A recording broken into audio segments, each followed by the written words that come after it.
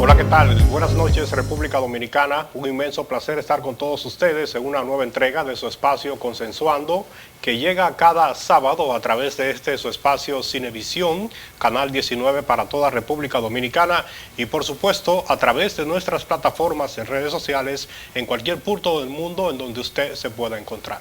Francisco Medrano y Tabaré Ramos Concesión estaremos durante esta hora compartiendo un programa súper interesante. Tabaré, bienvenido. Buenas noches, Medrano. Buenas noches a los amigos televidentes e internautas que le dan seguimiento a esta plataforma comunicacional, Consensuando. Con más de una década analizando, comentando y ponderando los temas de actualidad nacional y de actualidad internacional. Esta ha sido una semana de seguimiento de dos acontecimientos importantes que tienen una repercusión para nuestro país. Hablamos sobre lo que tiene que ver con el ciclón Fiona, que tocó la República Dominicana en la parte este, principalmente en las provincias La Altagracia, en el Ceibo, y según las estimaciones hechas por el gobierno de la República Dominicana, se cuantifican daños cercanos a los 20.000 millones de pesos, una cifra importante, una cifra cuantiosa. Por consiguiente, nosotros aquí queremos exhortar a todos los dominicanos, tanto los que viven en la geografía nacional como los que viven allende los mares, de que es el momento de ser solidarios, es el momento de ser empáticos con la necesidad, con el dolor ajeno. Nosotros queremos congratular y felicitar a una parte del sector privado que han hecho importantes contribuciones en beneficio de todas esas zonas que han sido devastadas por las lluvias, por los vientos, pero lo entendemos insuficiente. Yo creo que hay muchos sectores de empresas, grupos empresariales, holdings, familias que han tenido mucho beneficio a lo largo del tiempo. Uno no quiere aquí hacer ninguna mención porque tampoco hay esa necesidad, pero es el momento de decir presente. Hay muchos dominicanos que han perdido sus casas, muchos agricultores que han perdido sus cosechas. Decíamos la semana anterior que la infraestructura eléctrica ha tenido daños sensibles, aunque eso ya es una parte que tiene más que ver con una ayuda que pueda recibirse del Estado. Pero este tipo de fenómenos atmosféricos desnudan la deuda social acumulada que tiene el Estado dominicano, la falta de planificación, todas esas personas que viven en las riberas de los ríos, muchas casitas endebles, muy vulnerables a la ocurrencia de cualquier fenómeno meteorológico como este que pasó. Y es verdad que son temas de décadas, algunos hasta de siglos, pero no deja de ser importante y no deja de ser necesario que empecemos en algún momento para tratar de reubicar a esas personas para que ante la ocurrencia de otro fenómeno que con toda seguridad va a acontecer, porque aunque nosotros tenemos fe y siempre se recuerda y se habla de que la Virgen de la Altagracia como que desvía los ciclones y lo desvió por cerca de 18 años, cada 2 décadas, pero tampoco podemos esperar que eso sea eterno ni sea infalible.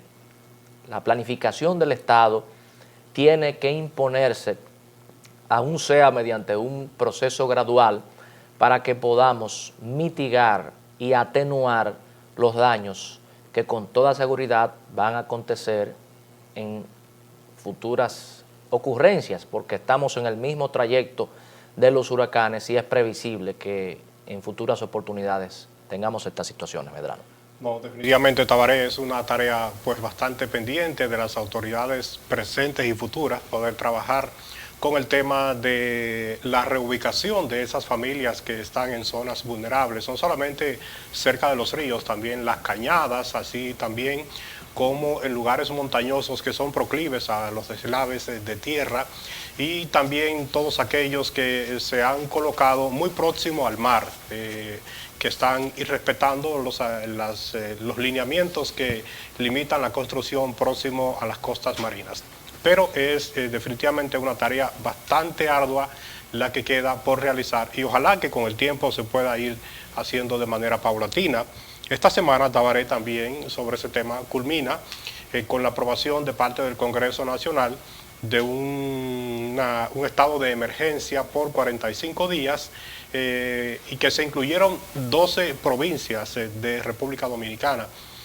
Hubo una especie de cuestionamiento en principio de algunos representantes de partidos de oposición por entender que, si bien es cierto que el fenómeno impactó en demarcaciones de las regiones este y el nordeste de nuestro país, hay otras provincias que no se pudo explicar, no se puede mostrar bien el por qué el Ejecutivo las ha incluido en el estado de emergencia. Sin embargo, la iniciativa fue aprobada a unanimidad tanto en la Cámara de Diputados y en el Senado de la República, pero sí llamó bastante la atención el hecho de que demarcaciones como Santiago, la provincia Santo Domingo y también la provincia La Vega, si de alguna manera recibieron algún tipo de embate o daño por este fenómeno natural, no fueron, desde el punto de vista de algunos, no fueron con la dimensión para que puedan ser declaradas en estado de emergencia, pero ahí están, y ojalá que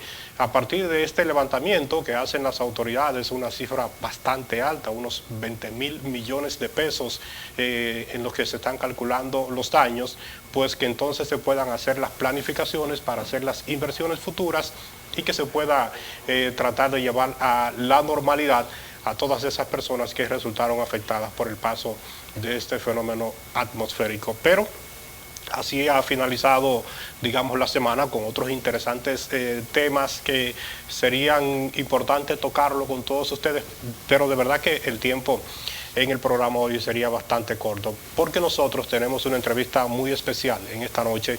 Vamos a contar con la participación en este espacio Consensuando del arquitecto Andrés Navarro, quien es miembro del Comité Político del Partido de la Liberación Dominicana, ex ministro de Educación, ex ministro de Relaciones Exteriores, ha ocupado importantes funciones en otras dependencias de República Dominicana y también forma parte de la CONAT, la Comisión Organizadora de la Consulta Interna del Partido de la Liberación Dominicana, que se estará realizando este próximo 16 de octubre. Nosotros vamos a ir a una primera pausa en Consensuando. Cuando regresemos, entonces estaremos conversando con el arquitecto Andrés Navarro sobre todos los temas relacionados a su función en la gestión pública y, por supuesto, este proceso que lleva el Partido de la Liberación Dominicana en materia de consulta a la ciudadanía para definir un candidato presidencial de cara al 2024. No le cambie.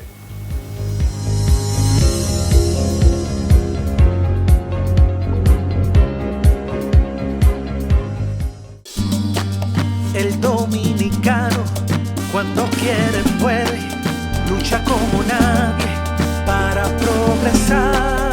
En su corazón la esperanza crece, sabe que la fuerza está en la unidad. Dominicana, dominicano, somos vencedores si me das la mano. Le dimos pa' allá y lo hicimos. Juntos dimos el valor que merece nuestro arte y nuestra cultura para seguir apoyando el crecimiento de nuestro talento y de nuestra gente. Banreservas, el banco de todos los dominicanos. En Los Ríos estamos ejecutando una obra que se llama el saneamiento pluvial y sanitario de la cañada de Arroyo Hondo. Hemos alcanzado ya el sellado de la cañada. En los 35 años que tengo viviendo aquí, el primer presidente viene aquí a la cañada. Desde que empezaba a llover estaba todo el mundo de pie y con la cama amarrada en soga. Teníamos una precariedad con esta cañada, eso era insoportable.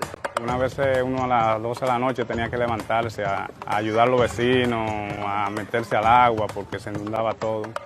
Llegó el cambio al sector de nosotros Los Ríos, ya prácticamente eso ya está pasando a la historia. Ya no le decimos cañada, le decimos la ex cañada.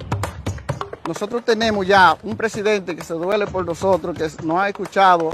Mucha diferencia. Ahora cuando llueve uno se siente asombrado porque ni siquiera ve el agua cruzar. Está uno prácticamente en un paraíso. Se resuelve un problema de salubridad, se resuelve un problema de derramamientos de agua, de crecida de las cañadas. Alcanzar lo que hemos hecho en esta etapa, esto es cambio. Ya los niños juegan, no tenemos susto de que está lloviendo y vamos a tener que salir corriendo de aquí porque lo estamos disfrutando bastante, nos sentamos en la tarde, nos recreamos. Ya todos los domingos, los fines de semana lo vamos a compartir todo en familia aquí, ya ustedes saben. Pero mijo, ¿y por qué el combustible ha subido tanto? Ma, lo que sucede es que el barril de petróleo está subiendo toda la semana. Ahora mismo un barril cuesta casi $100. ¿Y nosotros qué tenemos que ver con eso? Bueno, es que nosotros no producimos petróleo, tenemos que comprarlo fuera. Asimismo, hay un sinnúmero de países que están sufriendo la misma crisis. Para hacer frente a esta crisis internacional, el gobierno ha destinado más de 17.500 millones entre 2021 y 2022 para que los dominicanos no paguen combustibles más caros. Ministerio de Industria, Comercio y MIPYMES. Desde nuestra llegada al Ministerio de Educación, asumimos la firme decisión de garantizar el cumplimiento del artículo 63 de la Constitución de la República Dominicana, que establece que todas las personas tienen igual derecho al acceso a la educación sin más limitaciones que le imponen sus competencias, sus aptitudes y su dedicación. Por eso, quiero reiterar el compromiso de nuestro ministerio con garantizar a los adultos y a las personas jóvenes también que por diferentes motivos y causas no pudieron completar sus estudios primarios y secundarios, garantizarles una oportunidad para que puedan hacerlo con calidad.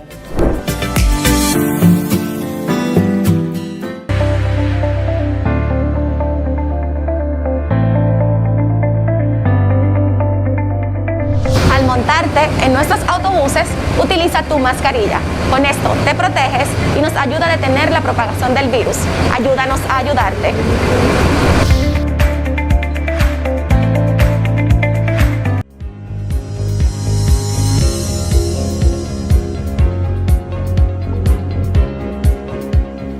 Bueno, muchísimas gracias por seguir en sintonía en este espacio Consensuando. Como adelantamos previo a la pausa, ya contamos con nuestro invitado de esta noche, el arquitecto Andrés Navarro, a quien damos la bienvenida y por supuesto agradecemos de manera especial que haya estado con nosotros en esta noche. Bienvenido, arquitecto.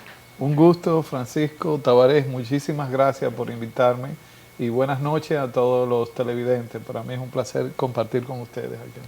Cómo no, el placer es nuestro. Pienso, Navarro, que es prácticamente materia obligada poder tomar su opinión sobre el recién iniciado año escolar 2022-2023. En su condición de ex ministro de Educación de República Dominicana, conocer su valoración y en sentido general sobre este inicio del nuevo año lectivo, las expectativas del mismo y los desafíos que presenta para las actuales autoridades. Lo primero que debo decir es que toda la sociedad dominicana debe hacer el esfuerzo de colaborar con el gobierno para que este año en la educación permita experimentar mejoras. O sea, la educación debe ser una causa social común para todos nosotros, los dominicanos, no importa en la posición que nos encontremos, si estamos en el sector público, en el sector privado, si somos del sector oficialista o de la oposición. En el caso específico de este año, pues lo que ha quedado develado al inicio con un nuevo ministro, el ministro Ángel Hernández, es la situación de déficit que se ha generado en estos últimos 2 años en el sistema educativo dominicano. Él mismo ha sido el principal vocero de denunciar lo que ha encontrado, las lagunas que ha encontrado en la institución y en el sistema, y lo que hay que tratar es fundamentalmente de centrar la atención, los esfuerzos para que todo esto se pueda superar con prontitud. Por eso es que entiendo que junto con el equipo técnico que ya el nuevo ministro tiene en el Ministerio de Educación, puedan trazar las pautas y que con estas pautas de trabajo que faciliten que el año escolar ya iniciado pueda ser regular, pueda de alguna manera comenzar a una curva ascendente en la eficiencia de educación, él encuentre tanto el apoyo del gobierno nacional como de los diferentes sectores que forman parte de la comunidad educativa. Así que apostemos a esto, Francisco, a que pueda ser un año escolar después del trauma que se ha vivido en estos últimos 2 años, no solamente por el contexto de la pandemia, sino me parece por el cúmulo de errores que se han cometido en el abordaje de la problemática educativa, ¿no? Arquitecto, pienso que sería un pecado no aprovechar su experiencia, su paso por el Ministerio de Educación para cuestionarle sobre una preocupación que tiene la mayoría, una parte importante del pueblo dominicano, y es que uno se pregunta, luego de la aplicación de la ley de educación en cuanto a lo que tiene que ver con el 4% que sí empezó, me parece que en el presupuesto del 2013, si no me equivoco, el pueblo dominicano se cuestiona qué ha pasado que esa inversión cuantiosa que se ha hecho en el sector educativo no ha podido impactar la calidad de la educación. Basta ver las evaluaciones que se hacen tanto a nivel nacional como a nivel internacional, en las pruebas PISA.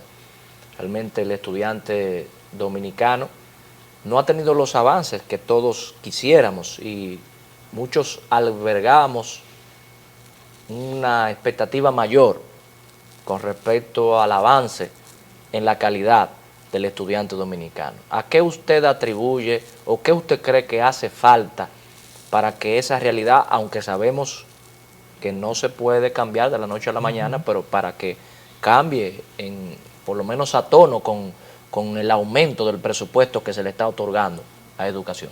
Bien, Tabaré, la clave para el desarrollo de la educación en cualquier país del mundo, y eso lo hemos visto en la experiencia que han tenido aquellos países que exhiben mejores indicadores en la efectividad de los aprendizajes, es tener políticas públicas educativas que sean continuas y ascendentes, que no sean intermitentes, que no dependan del cambio de un ministro o de un gobierno para darle continuidad.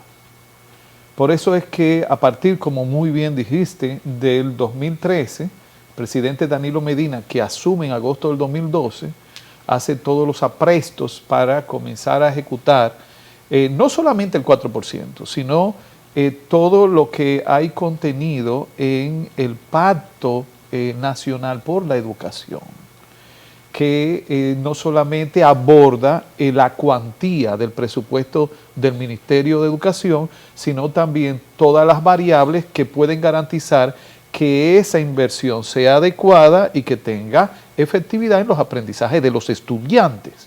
Así es que desde el 2013 se emprende una ruta de aplicación de una política que no fue inventada por la administración de ese momento, sino que es la resultante de un pacto nacional por la educación, donde aportaron los diferentes sectores, tanto las entidades especializadas en educación, como el sector privado, el sector social y las mismas instituciones del Estado. Debo señalar y resaltar que como resultado de la inversión del 4%, se preparó un nuevo currículum, un nuevo paradigma curricular en la educación, para pasar de una educación de transmisión de conocimiento a una que genere competencias en los estudiantes. Eso fue una gran revolución a nivel del currículum, pero también se establecieron líneas dentro de la política educativa como la colocación, la instauración del formato de jornada escolar completa, que es más conocida como jornada escolar extendida, bajo el supuesto de que un niño o una niña con 3 horas diarias, que era lo que encontramos antes del 2013, no es posible que genere los aprendizajes elementales y que es necesario una jornada de 8 horas al día. Y por eso se comienza a trabajar en la instauración de este formato como parte de la inversión del 4%. Pero igualmente, además de currículum, jornada escolar extendida, se establecen líneas de trabajo que permitan que eso sea una realidad. ¿Cómo cuál? Construir las aulas suficientes para que los estudiantes puedan disfrutar de una jornada escolar extendida, suplir los insumos necesarios como alimentos, como vestimenta, como instrumentos didácticos para que puedan hacerlo. También se abre la línea de aplicación de la tecnología de la información y la comunicación, que sea ya no algo cosmético, sino orgánico en el proceso de aprendizaje de los niños. Ahí surge la línea de trabajo de República Digital. Entonces, todo esto se inicia en el 2013, continúa en toda la etapa de gobierno del presidente Danilo Medina. ¿Eso iba a tener resultados inmediatos? No en términos de aprendizaje. Comenzó a tener resultados, impacto inmediato ¿en qué? En la reducción de la deserción escolar, en el aumento de la cobertura para los niños, los adolescentes, porque poblaciones que no tenían acceso a la educación comenzaron a tenerlo. Entonces ya esos son indicadores que, aunque no sean de aprendizaje, son indispensables para tú ir superando el problema de la educación en un país. Porque los de aprendizaje ameritan más tiempo. ¿Por qué razón? Porque tú cambias el currículum, pero tú tienes que capacitar a los maestros en ese nuevo currículum, que ya es una hazaña importante que se toma tiempo, cosa que comenzamos a hacer también, gracias a instituciones como Infodosu y Nafocan, que están encargadas para esos fines, y el concierto de universidades que colaboraron, como la Pucamaima, INTEC, la Universidad Autónoma de Santo Domingo, entre otras. Entonces, cuando tú montas una política de esa magnitud y hay un cambio de gobierno y ese gobierno fractura esa política y llega con un discurso de que no ha encontrado nada, de que lo anterior no corresponde, de que van a generar un nuevo paradigma curricular, de que van a paralizar programas como el de construcción de edificaciones. Cuando sucede eso en un país, ¿qué es lo que se hace? Se involuciona. Entonces, aquello que ya estaba casi a dar frutos en los aprendizajes, entonces tú lo que haces es obstruirlo. Y para comenzar de nuevo, por ejemplo, en estos 2 años, lo que se ha visto, dicho por el mismo incumbente actual, ha sido un enorme retroceso en la educación. Ningún país del mundo que hoy exhibe indicadores educativos excelentes se ha podido dar el lujo que aquí nos hemos dado en la República Dominicana. Así es que esa sociedad activa, que es crítica, que es observadora, tiene que tener también hoy en día responsabilidad y decir los momentos donde se comenzó a trabajar seriamente en la educación y los momentos donde se detuvo. ¿Por qué? Porque para criticar yo veo que hay sectores que son muy graciosos y prestos, o que eran muy graciosos y prestos y que hoy están en silencio. Entonces, ahí es que está la clave, Tabaré. Si nosotros retomamos todo lo que se había construido, yo tengo algún nivel todavía de expectativa con el ministro Ángel Hernández, porque es un hombre que viene de la práctica privada de estos últimos años que ha estado a nivel universitario, que fue testigo de lo que estuvimos construyendo, que la universidad en la que él ha dirigido fue una de las entidades que estuvo colaborando también con todo ese proceso, que tenga la capacidad, el arrojo, la fuerza y que se le dé el suficiente apoyo para que él pueda retomar todo esto que fuimos construyendo. No importa que diga o que no diga que fue en el periodo del PLD, porque a fin de cuentas, Francisco y Tabaré, el PLD, en la gestión del presidente Danilo Medina, que hizo todos esos esfuerzos, también reconoce que todos esos esfuerzos fueron posibles gracias a una sociedad que se unificó en torno a la causa común de la educación. Por tanto, no es un crédito solamente del PLD lo que pudimos avanzar en ese momento. Arquitecto, quiero hacerle una pregunta, admitiendo y reconociendo que nosotros no tenemos esa pericia en el sector educativo, que quizás, no sé si sea tan pertinente, pero uno a veces se pregunta si no sería ponderable, al menos, porque somos aficionados de lo que son los planes pilotos. Por ejemplo, tomar con el asesoramiento de sectores educativos de países escandinavos, como por ejemplo el caso de Finlandia, el caso de Singapur, que según las pruebas PISA tienen una evaluación muy alta, y en el caso del continente americano siempre se ha hablado de la educación de Cuba, por lo menos. ¿No sería posible que con el asesoramiento, haciéndole las peticiones a las embajadas que tienen esos países, que pudiéramos entablar, hacer como un plan piloto, dividiéndolo por regiones y luego quedarnos con un solo sistema, o tomar una posición ecléctica unificando lo mejor de cada uno de esos sistemas? Es que Tabaré, ya eso lo hicimos. ¿Ya eso se hizo? Sí, o sea, con el asesoramiento de esos países. Con países europeos, con países escandinavos, con regiones que son las más eficientes en España en materia educativa, con Estados Unidos, algunos estados de los Estados Unidos. ¿Qué pasa? Que el nuevo currículum basado en competencia no fue de la imaginación de los educadores del Ministerio de Educación, fue precisamente resultado de una serie de asesorías, de conocimiento, de experiencias fuera del país. Es que todo eso, ese camino se anduvo, ya se ha agotado. Lo que nosotros tenemos ahora, el reto es ponerlo en práctica. O sea, que ese currículum basado en competencia se siga fortaleciendo la formación de los maestros en esa materia. ¿Sabe lo que hicimos, Tabaré? Que buscamos el apoyo de la Pucamaima, pero la Pucamaima con asesoría internacional, de INTEC, de APEC, que es una institución que se ha especializado mucho en técnicas educativas.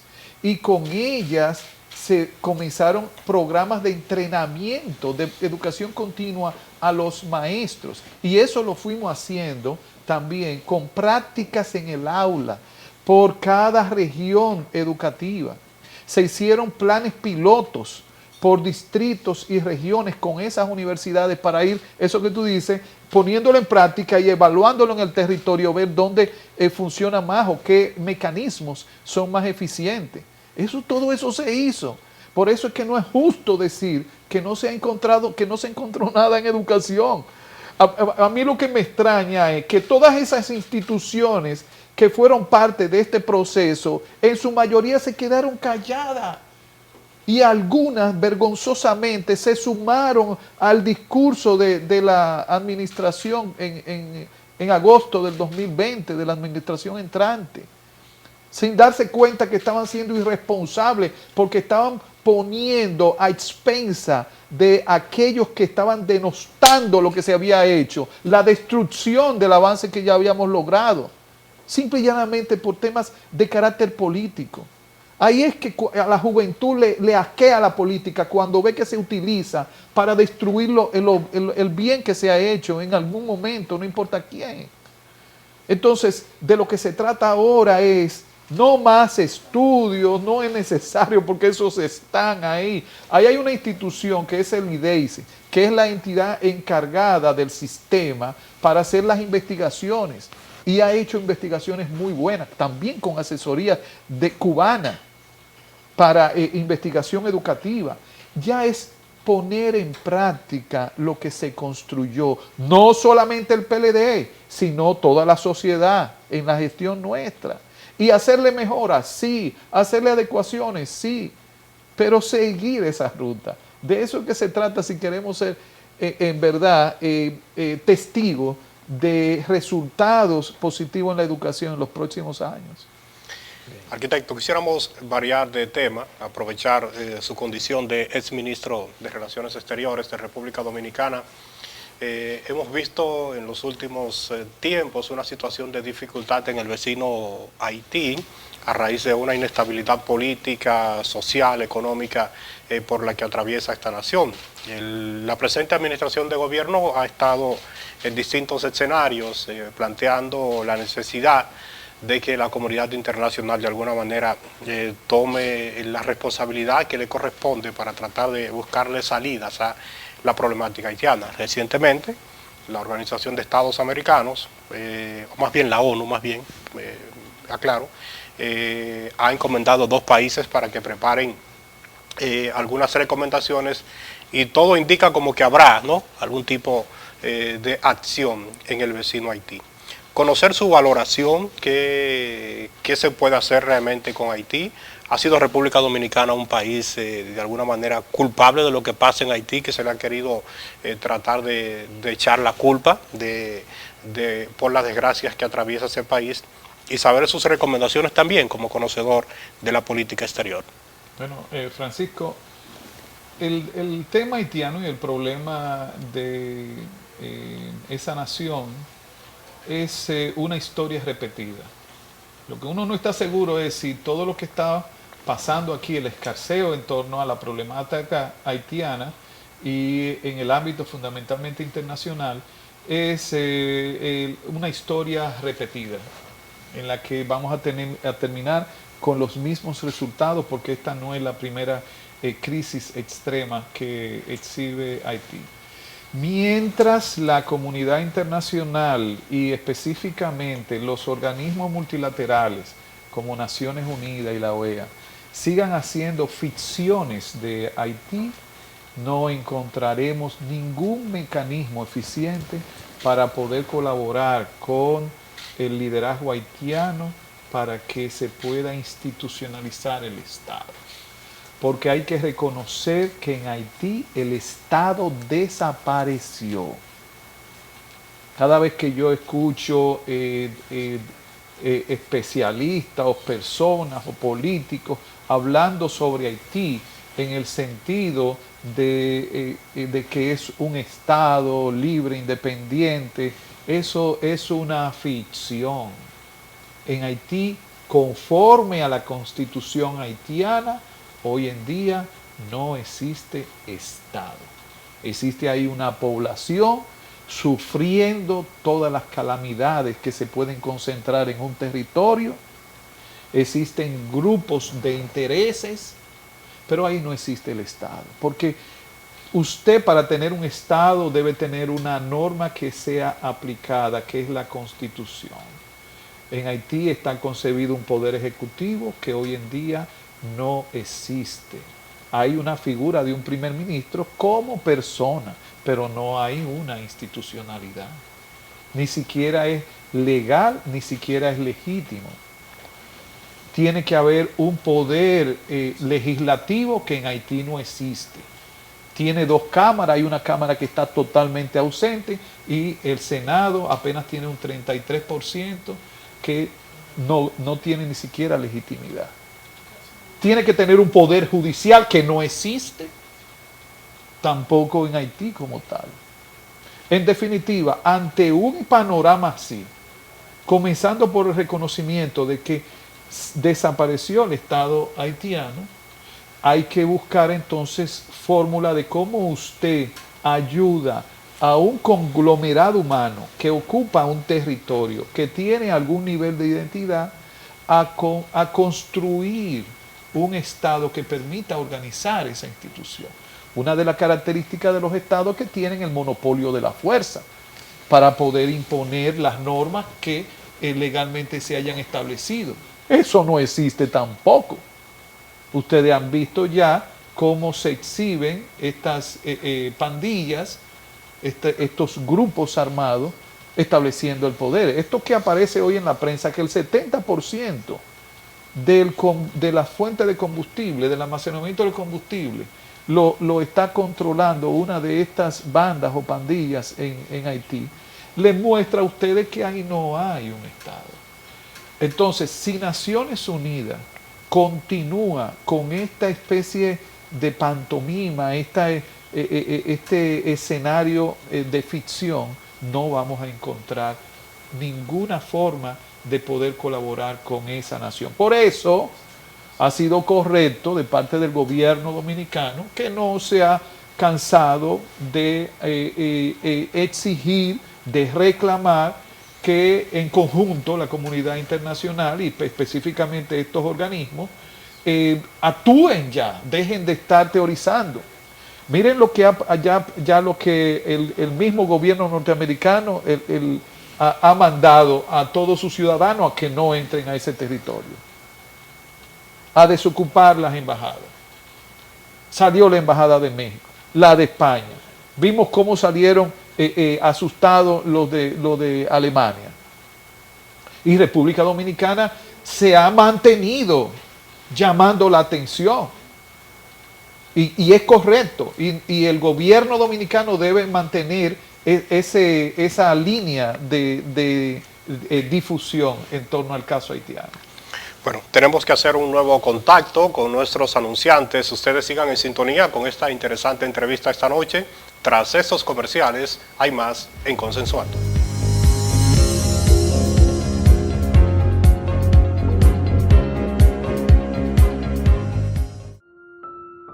Desde la alcaldía, seguimos preparando más espacios para el disfrute de toda la familia. Espacios para compartir con nuestros niños y niñas de manera segura y digna. Ven a disfrutar de una sana recreación en parques completamente remozados, debidamente iluminados, señalizados y con nuevos juegos infantiles.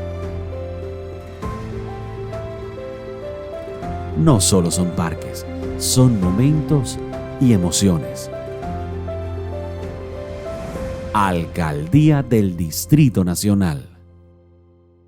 Estamos avanzando, rompiendo las fronteras entre la gente y la Cámara Alta. Ahora somos un Senado más humano, incluyente y participativo. Un Senado moderno, listo para enfrentar los retos de este nuevo siglo, de estos nuevos tiempos. Un grupo de hombres y mujeres identificados con el fiel cumplimiento de su compromiso patriótico y constitucional, poniendo en alto hoy más que nunca el verdadero objetivo representativo. Somos el Senado de la República Dominicana, nuevo, diferente, cercano. Entra en vigencia la normativa del sistema de series negadas por disposición del Indotel. Mediante esta normativa, se busca establecer mecanismos que prevengan la activación de móviles provenientes de robo o pérdida.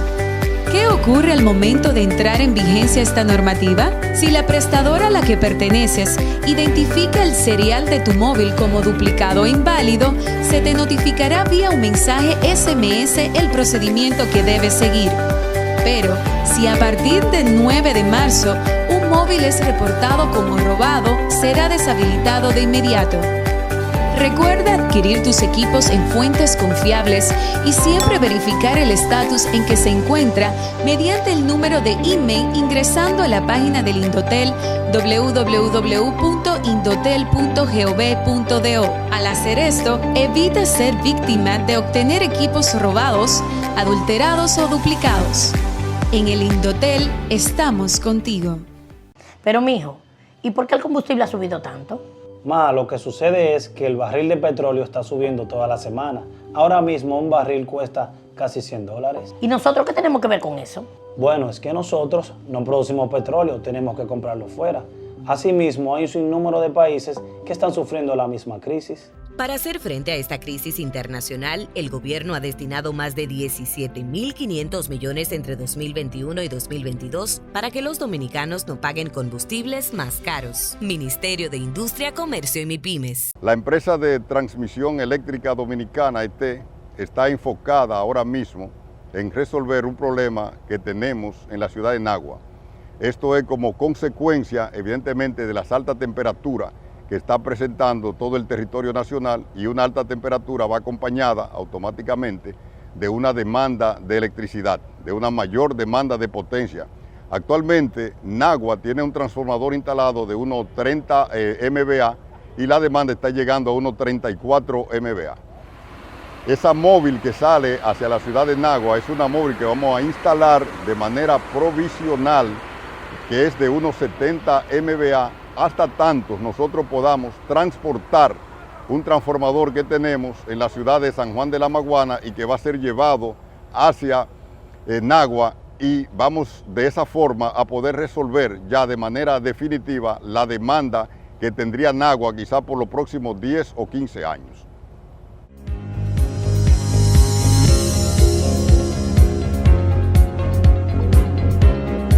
Gracias por continuar con su programa Consensuando. Y para los que están sintonizando en este momento, estamos en esta entrevista con el ex ministro de Educación, ex ministro de Relaciones Exteriores, arquitecto Navarro. Arquitecto, ¿cómo va el proceso de consulta del PLD? Usted es miembro de esa comisión que está organizando, que va a acontecer ya en poco tiempo, estamos hablando de menos, prácticamente 2 semanas. ¿Cómo va ese proceso organizativo? ¿Cómo está el entusiasmo? ¿Cómo está el PLD en sentido general? Tabaré, ya estamos, podríamos decir, en la recta final de la organización de la consulta sobre aspirantes presidenciales del Partido de la Liberación Dominicana. Se trata de una consulta ciudadana porque, aunque es un proceso de definición, de toma de decisión interna, lo hemos abierto a la participación de la ciudadanía. El PLD hoy en día quiere escuchar para mejorar, y es parte de las transformaciones que ha vivido el PLD. Hemos determinado que dentro de estos 6 aspirantes presidenciales que presenta el PLD hoy en día, 3 hombres y 3 mujeres, es importante que el partido sepa cuál de todos o de todas tiene mayor simpatía en la población. Así que lo que invitamos es a la ciudadanía a que pueda participar en uno de los recintos. Los recintos van a ser escuelas públicas que nos ha facilitado el gobierno dominicano a través del Ministerio de Educación, y hemos tenido también la previsión de que la votación que hagan las personas como modo de participación podrán hacerlo en un mecanismo automatizado, gracias a los equipos electrónicos que nos ha facilitado la Junta Central Electoral.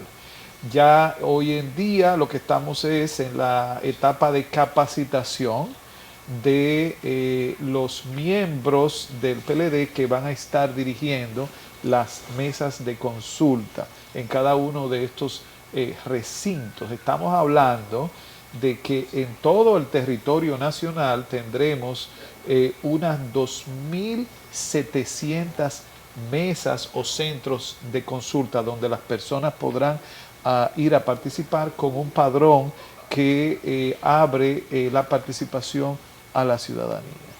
Y en estas mesas estarán trabajando alrededor de 18.000 personas en todo el territorio nacional, recibiendo a los ciudadanos para que puedan seleccionar entre estas 6 aspiraciones cuál es de su mayor simpatía.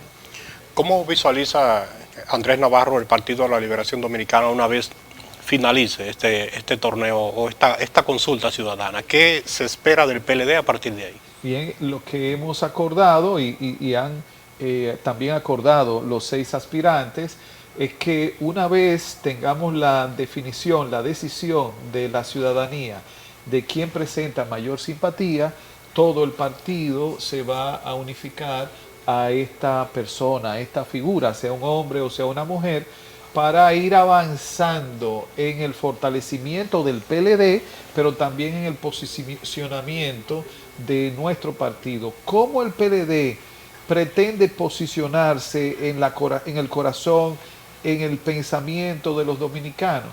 Construyendo un proyecto de nación que sea confiable para el país. Por eso que en torno a esta figura de unificación del PLD, estaremos inmediatamente en el proceso de construir ese proyecto de nación que atienda, que ponga la atención en los dolores, en el malestar que experimenta el pueblo dominicano, pero también que interprete los sueños del pueblo dominicano para su futuro inmediato. Por eso que hay una pretensión de nuestra organización de rescatar el futuro con esta consulta.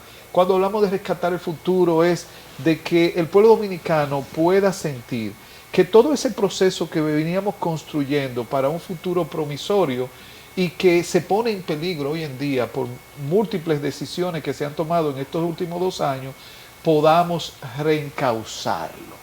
Así es que ya para el periodo preelectoral que marca la ley y que administra la Junta, el PLD se exhibirá como un partido unificado y nos someteremos a los mecanismos que manda la ley para posteriormente seleccionar a nuestro candidato formalmente. Arquitecto, se ha dicho que el proceso de consulta es un proceso semiabierto. Entonces, ¿qué mecanismo ustedes están utilizando para evitar que militantes de otros partidos vayan a votar en ese proceso?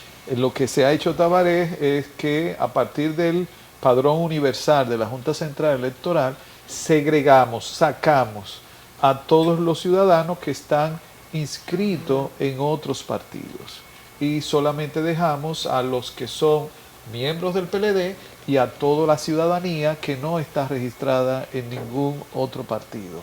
Eso nos permite un nivel de certidumbre de que lo que vamos a tener como resultado de la participación en la consulta va a ser un sentir fidedigno del pueblo dominicano. Pero expreso una preocupación en el sentido de que el caso de la fuerza del pueblo, sí, se entiende que la mayoría de los que componen la fuerza del pueblo en un momento tuvo su origen en el PLD, sí, y siempre se ha dicho que hay una cantidad importante de militantes que se inscriben en diferentes partidos al mismo tiempo. Entonces, ¿cómo es que se maneja esa parte ya en lo práctico? Sí, en lo práctico tomamos la decisión que toda persona que esté en el padrón del PLD, que no haya sido descartado del padrón, porque se ha mantenido en el padrón, aunque aparezca en el padrón de otro partido, va a tener derecho a participar. Porque déjame decirte algo. Sí, si te hablan de Andrés Navarro, tú vas a decir, bueno, ese es del PLD. Pero Andrés Navarro no puede jurar que alguien lo haya colocado en el padrón de otro partido. Tampoco, no hay forma de evitarlo. Ni siquiera Danilo Medina puede jurar que no está en el padrón de otro partido. Porque por eso que tú dices que hay partidos que utilizan la cédula, toman datos y generan un padrón propio. Por eso tomamos la decisión de que todo el que esté en el PLD y que no se haya descartado, que no haya renunciado, aunque aparezca registrado en el padrón de otro partido, sí va a poder participar sin dificultades. Sí. Arquitecto, yo quisiera aprovechar el espacio, bueno, prácticamente 2 preguntas en una, pero sobre la base de sus amplios conocimientos en la planificación urbanística. Usted estuvo en posiciones importantes en la alcaldía del Distrito Nacional. Conocer su valoración sobre la gestión de la ciudad de Santo Domingo o del Distrito Nacional, básicamente, en los últimos años. Desafíos de ciudad en torno a lo que realmente demanda la población. Y también usted en algún momento presentó una propuesta presidencial que posteriormente ya no pudo continuar. Saber su valoración también de la conducción del país con las presentes autoridades en sentido general. Bueno, Francisco, en torno al tema de ciudad, nosotros, la República Dominicana tiene un gran reto, y es que en el periodo de democracia, en estos últimos 60 años, el territorio no ha sido prioritario para las políticas públicas, de ningún gobierno. O sea, han sido prioritarias otras políticas, pero no las territoriales. Y hoy en día, cada vez más, es indispensable que el territorio sea nuestra prioridad A1. Y no hay que argumentar mucho al pueblo dominicano para poderle hacer comprender que el territorio, estos 48.443 kilómetros cuadrados que tiene nuestro país, debe ser lo más preciado, lo prioritario. Y con ello en las ciudades. En el caso de la ciudad de Santo Domingo, que es el centro de poder, de concentración, de inversiones, de toma de decisiones, de infraestructura, de población, tiene que convertirse en una prioridad dentro de las prioridades. Yo veo que la ciudad de Santo Domingo ha tenido altas y bajas.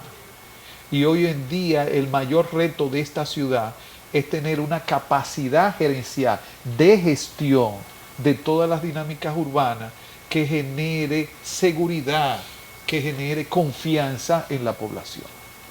Y desde mi punto de vista, al tú señalar, Francisco, que yo preparé en su momento una propuesta de proyecto de nación, en esa propuesta había un eje central, que eran los pactos sociales, porque yo estoy totalmente convencido de que para una gestión, en este caso de la ciudad de Santo Domingo, ya no del país, pero de la ciudad de Santo Domingo, la clave va a ser una gestión con capacidad de consensuar las decisiones y las políticas urbanas con la ciudadanía, con los diferentes sectores que tienen presencia en la ciudad de Santo Domingo. Así es que cuando estamos hablando de tránsito, cuando estamos hablando de aseo, cuando estamos hablando de seguridad ciudadana, cuando estamos hablando de espacios públicos, yo siempre pongo como un elemento prioritario el concierto de esfuerzos, de voluntades, para tener una gestión de carácter participativo. Y les exhorto a las actuales autoridades que apunten bien su atención a que la gestión de la ciudad tenga mucho de corresponsabilidad de la ciudadanía. Porque no hay ciudad en el mundo que funcione bien si no hay una ciudadanía empoderada, que sienta que esa ciudad también es suya. Y claro está, en torno a la gestión actual del gobierno del presidente Abinader, la insistencia nuestra, en forma muy particular mía, es que él debe darse cuenta que la sustancia de su gestión debe ser la acción en la vida de los dominicanos, más que el marketing y las ficciones que se generan a través de los medios y las redes. Este gobierno debiera ser más sincero cada vez, más honesto frente a la ciudadanía sobre lo que afirma o lo que dice que está haciendo. Porque en la medida en que nosotros tengamos gobiernos como este, que dedican más recursos y tiempo al marketing que a la transformación de la vida de los dominicanos, en esa medida se reduce más la confianza en la gestión pública y en la política. Y de lo que debemos es hacer el esfuerzo para fortalecer el sistema democrático de nuestro país. Bueno, pues nosotros lamentamos de verdad que se nos haya acabado el tiempo, pero muy complacido de conversar con usted durante todo este tiempo. Ha sido un gran programa, arquitecto. Gracias. Reiterarles que el espacio está a la disposición, estamos a las órdenes, para que en el momento que lo entienda prudente pueda compartir con nosotros y abordar entonces temas que han quedado pendientes, Tabaré. Definitivamente un plato fuerte hemos tenido en esta oportunidad y solo nos queda decirle que no se pierdan su próximo programa Consensuando el próximo sábado a las 10 de la noche.